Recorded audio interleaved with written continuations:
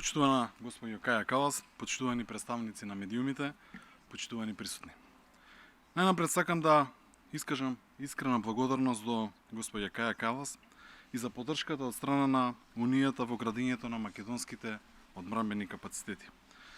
И сакам да нагласам дека оваа поддршка од ЕУ и нашите сојузници се должи на нашата искрена посветеност, подготвеност и професионалност, да одговориме на зачување на мирот, стабилноста и безбедноста на регионот и пошироко.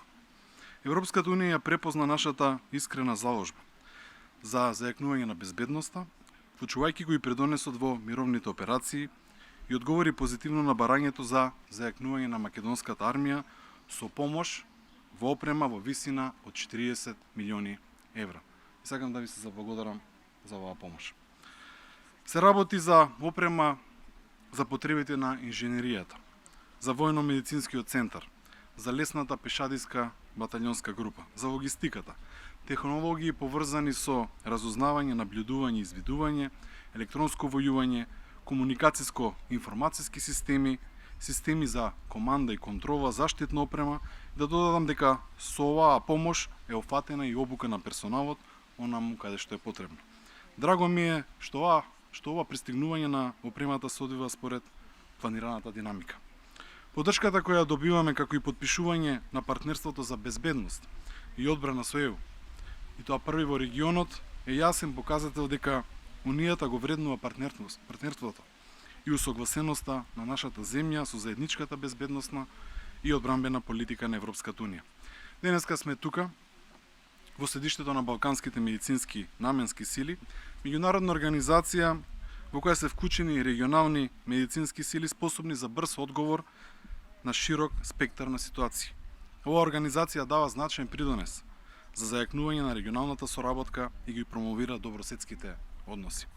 Овој регионален капацитет беше препознаен како стратешка регионална алатка и токму на таа основа Европската Унија одлучи да го поддржи и развојот и подобрување на војното медицинските сили на земјата, на сите земји членки со набавка на нова модерна опрема во вредност од 6 милиони евра, со кои 2 милиони евра беа наменети за нашата земја.